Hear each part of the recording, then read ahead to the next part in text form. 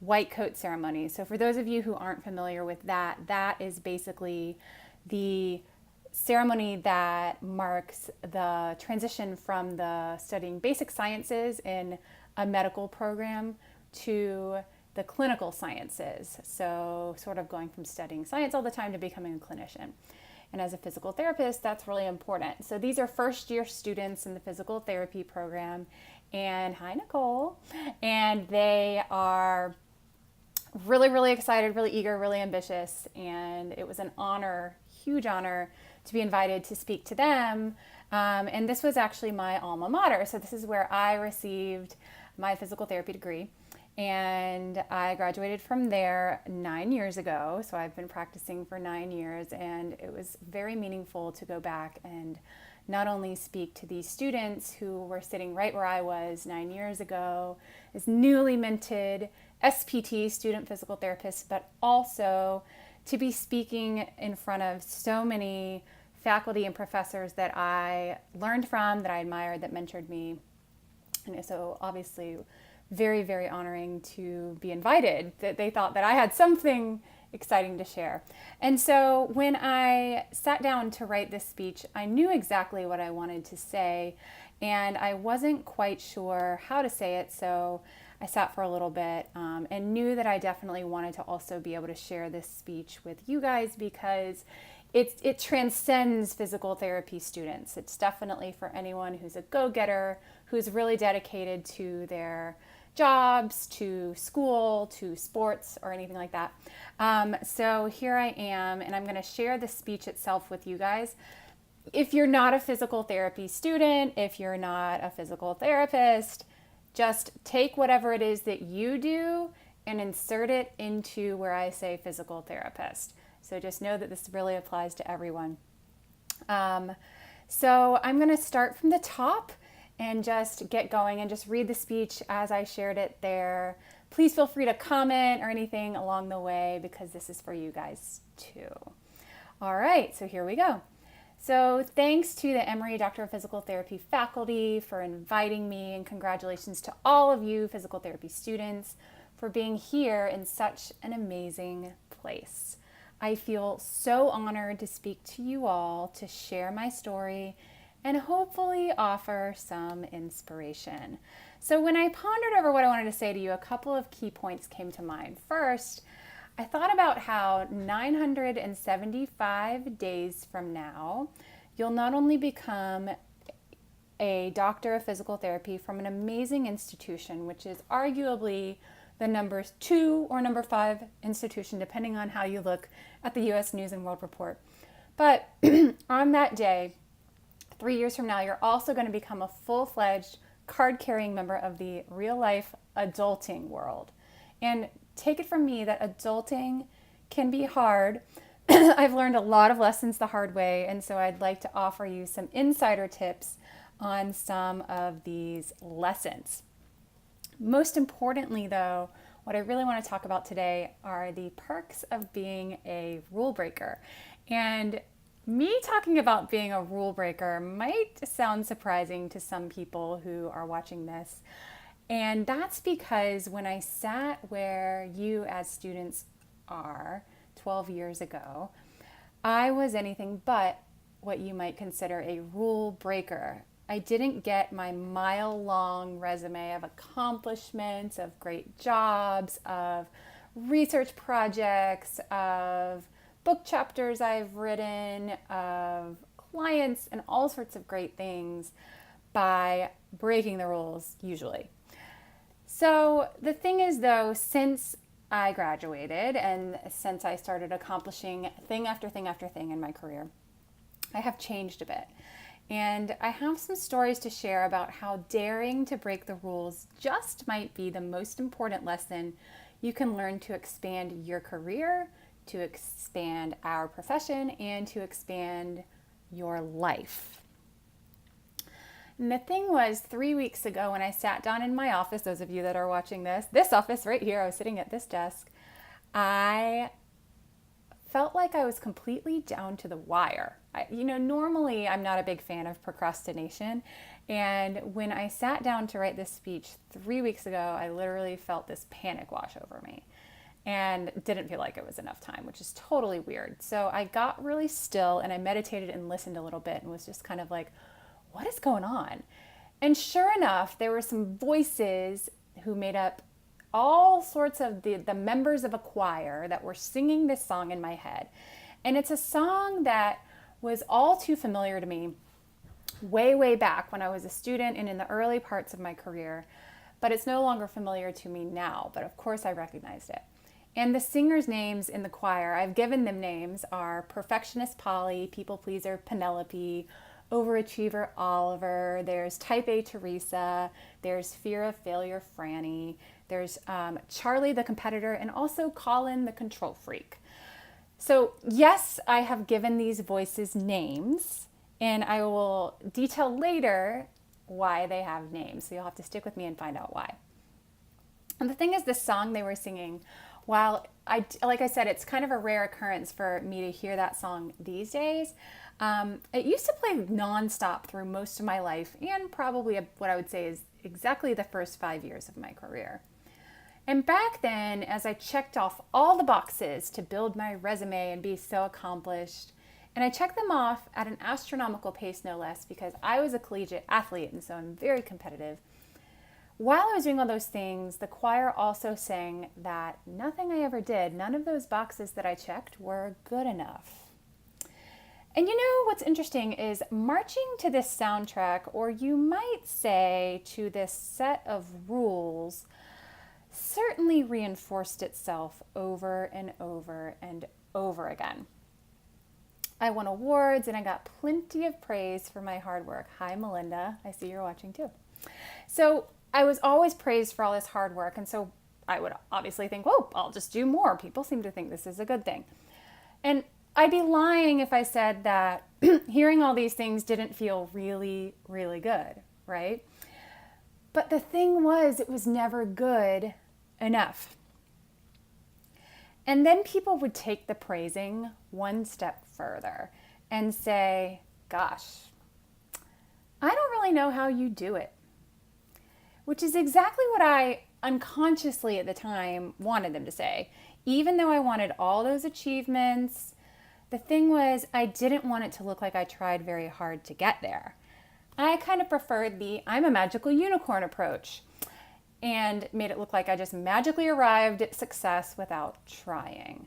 But so what this looked like in real life was I was working my tail off to succeed and then working my tail off to go behind myself, cover up my tracks that showed that I was working hard because I didn't want anyone to see that.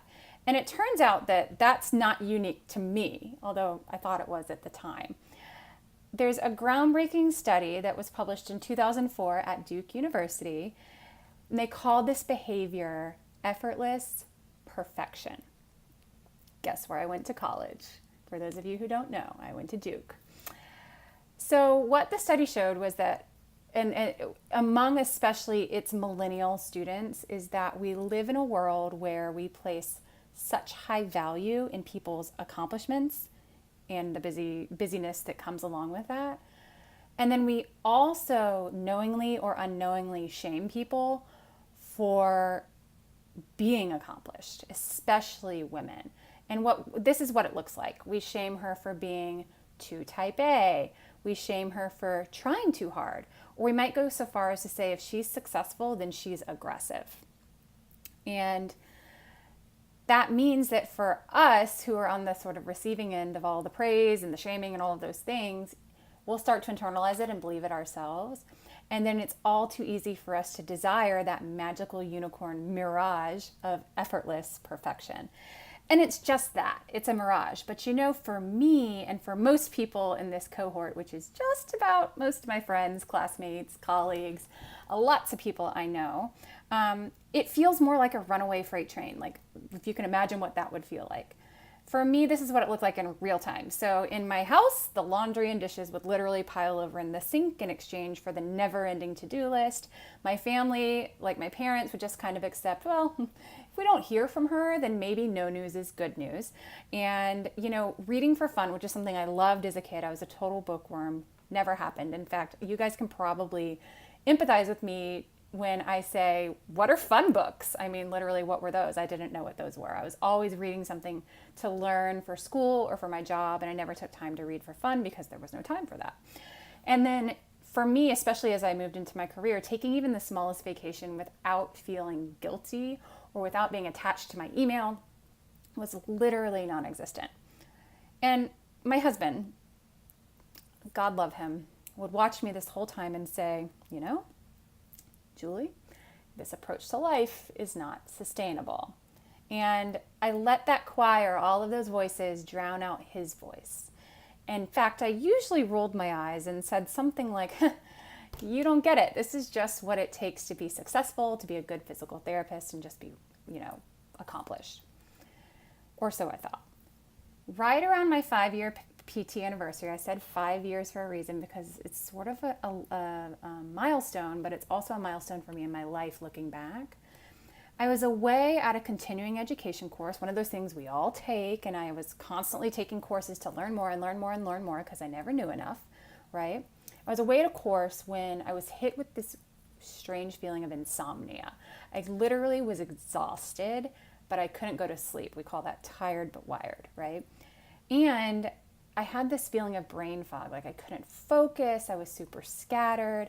I also had a whole bunch of other weird symptoms going on at the time, all this neck pain, headaches, tingling in my arms and hands, and just overall feeling icky.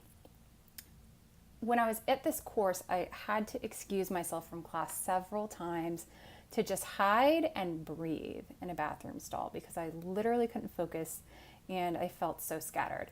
And this was completely humiliating for me at the time because I am not the type to miss class. On the plane ride home, the walls of the plane literally started to close in on me as my heart started to race and panic started to set in. This was really, really strange and really scary. I didn't know what was going on. And I felt so trapped. I mean, literally, I was trapped. I was on a plane and couldn't escape. And figuratively, I felt trapped because I was sitting next to my boss, someone who was a friend of mine, someone I very much love and admire.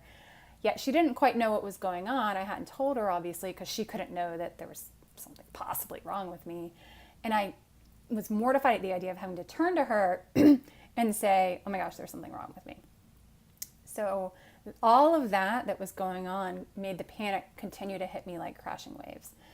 And fortunately, I was able to overtake it, this mounting terror that was building up in my brain and in my heart and in my body by doing what any normal human would do at this point. I pulled out my phone and I started watching Frozen, obviously.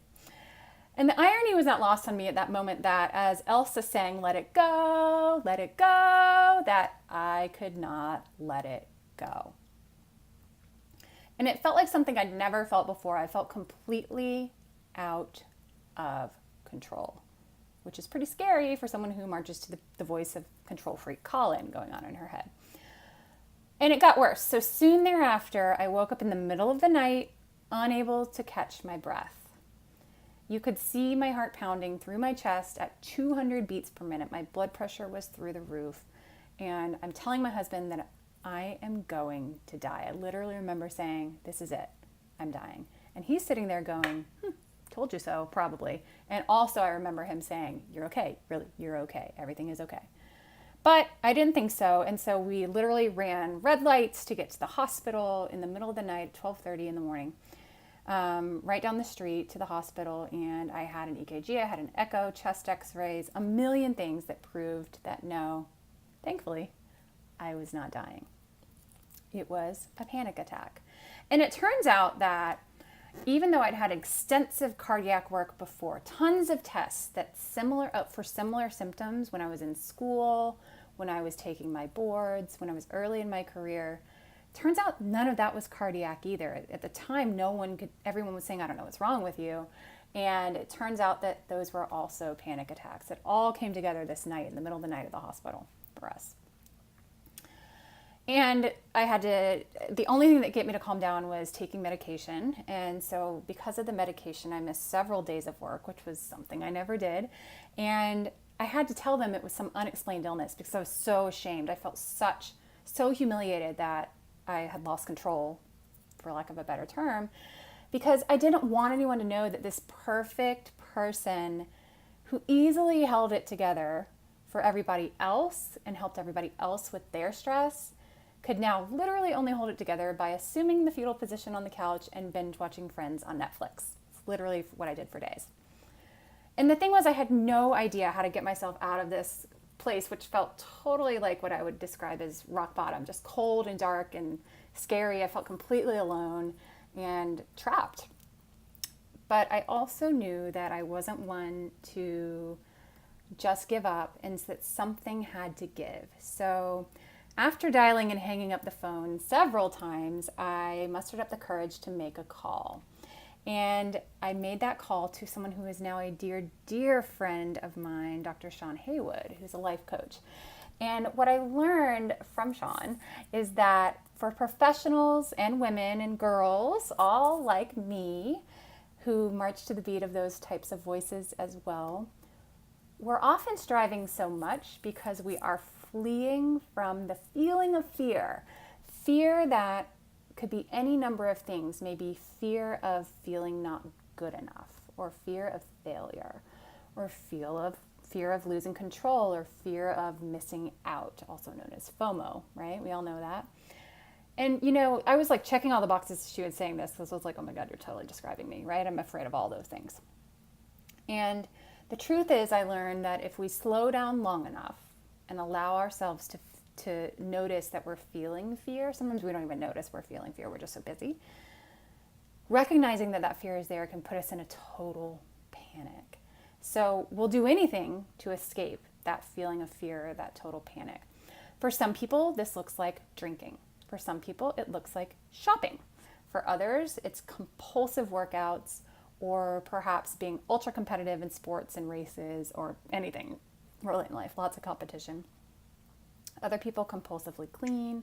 Some people completely shut down and shut out the world and just allow themselves to go emotionally numb so they don't have to feel anything. For me, the numbing and sort of escaping was constantly staying busy with what I would consider seemingly virtuous things like studying and reading and work and things like that. And in reality, what was happening was I was mindlessly and robotically living by the voices of Polly, Penelope, Colin, Charlie, and the like. And they were saying and whispering in my head all day long, if you just stay perfect and calm and smart and accomplished enough, and if you make it look easy, by the way, effortless, you won't ever feel afraid, no one can judge you, and you'll be super, super loved. So that's the story I was living by. And for as long as I could remember, those voices, the song they were singing, the story they were telling me, I thought that those voices were my voice. I literally remember as a teenager introducing myself as a perfectionist and being like super proud of it. But the thing was, those voices weren't my voice, and that is why they have their own names. So all these voices sometimes live in my head, and sometimes they come back, and now they have names that are not Julie. So slowly, with Sean's help and with the help of several other people, I found my own voice and learned it was rooted in self-love, in authenticity, adventure, and freedom from chaos and stress. And I learned that uncertainty or not having control didn't have to be scary. In fact, it could be really, really fun. And here's what I mean by that. When you open a present on a holiday, that's uncertainty, right? And that's really exciting. When you ride a roller coaster, let's say like Space Mountain, and it's super dark, you can't see where you're going to go next, that's uncertain and it's really thrilling. And so I was able to learn how to transform the need for certainty in everything in my life into, ooh, this is kind of fun and it's kind of an adventure. Perhaps most importantly, though, what I learned along the way was my career or my grades or my achievements did not define me at all. In order to slow that mentality and slow down the runaway freight train that I'd hopped aboard probably when I was a little kid, I found the courage to say a really hard word to myself and most importantly to others that oftentimes felt like a swear word, like I was totally cursing. And the word is no. I don't know how many people proudly say to me, oh, I'm so good at saying yes and I'm so bad at saying no. Well, that means what you're telling me is you're not very good at setting boundaries and taking care of yourself, really. So, and that's hard because saying no feels like you're letting other people down or you're going to miss out on opportunities and all those voices start talking. So for me, definitely initially learning to say no felt like I was breaking a lot of rules and letting a lot of people down. So I'm not going to say it was super easy at first. Eventually, it started to feel like an act of rebellion, which we all have an inner rebel, and that was super fun. And ultimately, it didn't feel like either of those things. It just felt like the right thing to do. I could anticipate when I needed to say no for something that was coming up and do it before I had to back myself out from 12 layers of yes. So that's a really nice place to live in now, for sure. It's much calmer. What I also learned was I could still reach all of my goals that I've set with a fraction of the energy by letting go of all these voices and letting go of control and letting go of the need for certainty. We spend so much time trying to do that, and I had all this time on my hands now. I also learned that if I work hard, so that's not to say we don't ever work hard for something. I learned that if I work hard, it's okay to own it and talk about it. And that's something, again, as women, when we're striving for this effortless perfection, we don't want to talk about that we work hard because we want to make it look like we just arrived at success and didn't work for it. Because, again, our society likes to shame people, especially women, but men as well.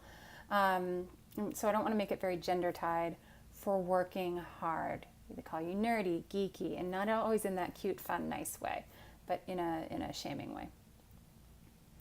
So what was really interesting was that by changing the way I did things and changing my approach to things also felt like rule breaking, because at times the voices would be like, you're supposed to be toiling and slaving and stressing. And that wasn't really true, I learned. So it was really, really almost kind of fun, right, to break those rules.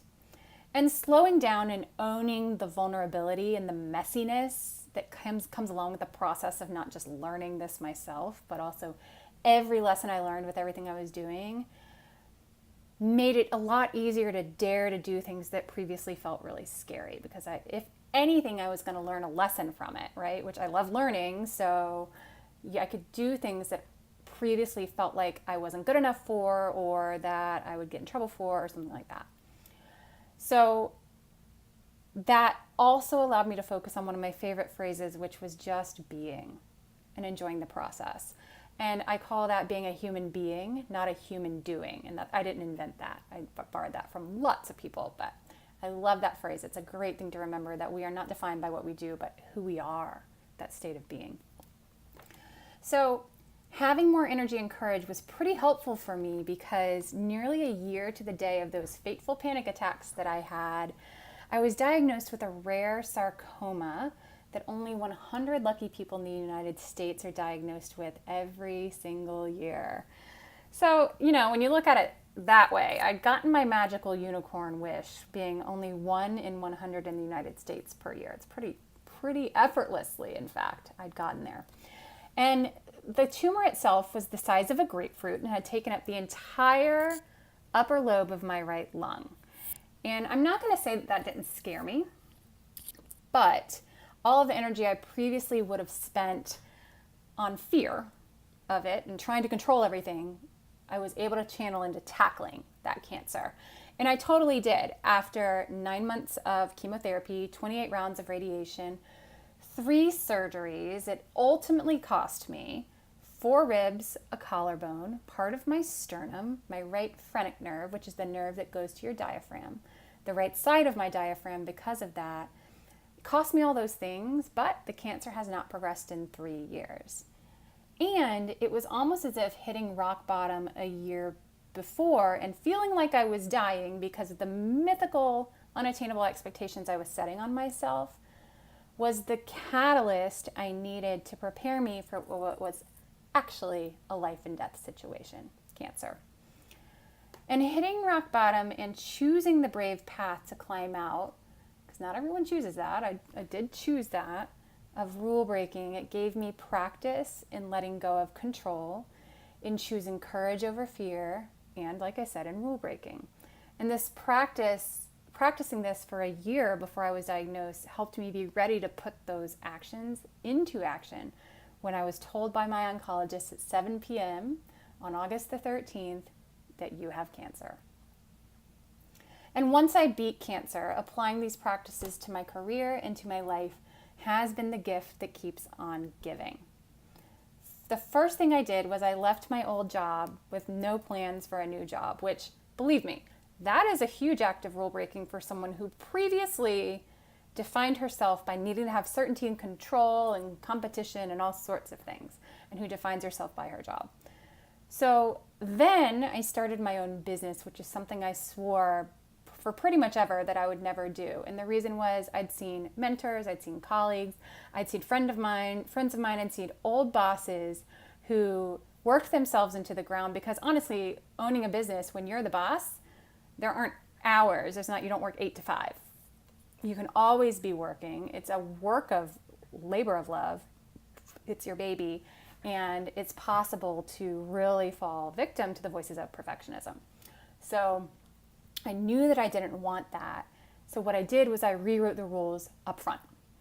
I wrote myself 2 rules if I was going to run a business and do brave things. The first one was that I would do my best, however my best looked each day, and that was enough. You can't do more than your best. So that was rule number 1 for starting my own business. Number 2 was living first and working second. And those were the only 2 rules that I started my business with, and honestly what I live my life by. And by living by these rules, I have better patient outcomes, I have more fun with my work, and bonus, more income as a result, which is very important to all of us, I'd say. And the gift of breaking rules has kept on giving in ways that I never really would have expected, as I was able to ultimately make another shift in my career where I combined my personal journey working with life coaches and also a health coach into building my new professional path, which is building a life and health coaching practice where I can help people learn to break the rules every day.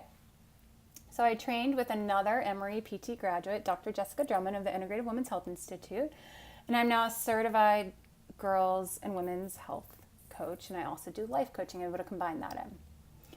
So now, in addition to helping my physical therapy patients, I help go-getter girls and women like me find simple ways to shift their mindsets and their lifestyles to eliminate things like chronic pain or pesky health problems or hormone problems, period problems, fertility issues. And I also get to coach and mentor health professionals who are like me to find innovative ways to authentically build their careers or their niche specialties without feeling like they have to burn the candle at both ends and literally sacrifice their life to do it. So in short, I offer this integrative bank of services to help both PT patients and my coaching clients rewrite their own rules to let go of that seemingly required stressed out mentality of today's world, to embrace Zen and quality of life over the quantity of what's on their to-do list, and to own the hard work it takes to get there bravely. And here's the thing though, I don't believe you really have to hit rock bottom or be falling apart or get diagnosed with cancer or be overwhelmed with stress and fear to learn this, which is why I am here today talking to you guys. Hopefully you can learn something and encourage, from what I do now and do as I say, not as I did, right? So that you can take some steps to bravely save your own life. I truly believe that hitting rock bottom was the catalyst I needed to save my life. And for me, while I do have a new soundtrack, that old one does come up from time to time. So when I sat down to write this speech, I could hear those voices in my head. And actually, for those of you watching the live broadcast of this on social media, as I drove to the speech that day, I literally was driving along and singing along to, I think it was the Greatest Showman, the This Is Me song. Love it, by the way. And I felt the panic come over me and I was like, oh, there it is, right? And those voices tried to convince me of any and all things that were going to happen in this speech. And I was able to say, nope. I just when I parked my car, I stopped and got quiet and meditated and allowed myself to feel the fear and let it go. And, we have to do that. We have to let ourselves acknowledge that those things are there and not try and squash them, because that's actually how it comes out as a panic attack later. But For me, the trick is to recognize the voices, recognize the feelings, allow them to be there because it's a normal part of being a human to have feelings, a great part of being a human actually, and choose not to follow those rules anymore. So for you guys out there, I'm curious what your soundtrack sounds like, what the voices in your head are named, or what songs they're singing for you, or what rules they say you have to follow, and what it'll be like as you move forward with your career, with your life, as you enter the real world, the adulting world, and things like that if you're not an adult yet. And even if you are an adult, I still think I'm learning to grow up and be a grown-up, so that applies to you. So I have a few suggestions of rules you can follow as you enter the real world or refine who you are within the real world. And here they are. I have 10 rules you could possibly follow. And I would suggest that if you follow them, they just might get you where you want to go. So here we go. Number 1, dare greatly to take imperfect action. We spend an awful lot of time and energy trying to control the things that we can't control. We try awfully hard to be mythically and effortlessly perfect, and we try a lot of extra things in life to please everybody else. And this may seem like it'll get you where you want to go in the short term, but the truth is, it's all a lie. So don't waste all of that energy, time, and money trying to be perfect, please others, or do things that you think you should do, even if you don't really want to. Just get out there, take action, and that's good enough, even if it's not perfect, because it's oh so brave and daring. That's the best part of life. Number 2, you are 100% responsible for your experience of life. I've got to give Sean a shout out for that one. The things that are on your plate are there because you said yes to them. Nobody out there, regardless of what it seems, nobody's forcing you to do anything. You choose where you're going in life. You choose what falls onto your path. And saying no to things means that you're saying yes to yourself and what you truly want on your path. Number 3, there is no such thing as a failure. Only lessons to learn. As you forge your path, get out there and give things a try. If you don't like them, you can always change courses. Always, always, always. When I quit my job with no plan, we still had bills to pay. So I took a temporary job doing what's called acute care PT, for those of you who aren't familiar, working in the hospital with patients. As a student, I swore I would never do that. In fact, on one of my rotations that was acute care, I counted down the days till it was over from day one. It was like 12 weeks long, and I counted down the days, and I enjoyed it, but I knew it's not where I wanted to work. So 7 years into my career, I stepped out of my comfort zone, took a job doing that in pediatrics at Children's Healthcare of Atlanta, and I loved it. I definitely had a steep learning curve from which I fell on my face several times and learned lots of lessons, but it was completely worth it. Yes, first attempt in learning, aka fail. Just had someone chime in with that. Excellent. Number 4, never stop learning. So when you transform the concept of failure into lessons, which I would suggest you all try, it makes it a whole lot easier to dare greatly, right? I'm just going to learn a lesson at worst, right? I bet you wouldn't be here listening to this if you didn't like learning. So get out there and give things the best shot you've got. Number 5, practice what you preach to the people you care for. You are worthy of asking other people for help. Whether it's parents, teachers, spouses, significant others, mentors, friends, neighbors, or even me. It may feel really scary to ask for help. You may feel like you're going to burden other people. That's a lie, by the way. The scary is okay, though, and it's normal. And I assure you that on the other side of fear is breathtaking success and joy. So just get out there and ask for help. Number 6, losing count. You guys have probably heard this one before. Put on your own oxygen mask. I bet you're really good at taking care of other people, right? Otherwise, you also probably wouldn't be watching this. But be sure to include yourself on your to care for list. Even if you're not at the top, that's okay. Give yourself some care. You get one life and it's your job to make the most of it. Number 7, it's not a race, and I warn you, if you're the competitive type, it's going to feel like it is, everything in life. Your job is to stay in your lane, not to compete with each other. We as humans, or to the PT students I was speaking to, we're all on the same team working towards the same goal. Literally just do your best, even if it's not the same as someone else's best or your best from yesterday. All you can do is all you can do. Number 8, if you truly and deeply want something, own the hard work it takes to get there. Don't hide. Please let your inner nerd and geek shine. I salute you, shameless nerds and geeks out there. I am one of you. And support each other for doing so. Number 9, leave time to serve the underserved. People who have seemingly so little can lead seemingly such full lives, and they may feel like their lives are good enough.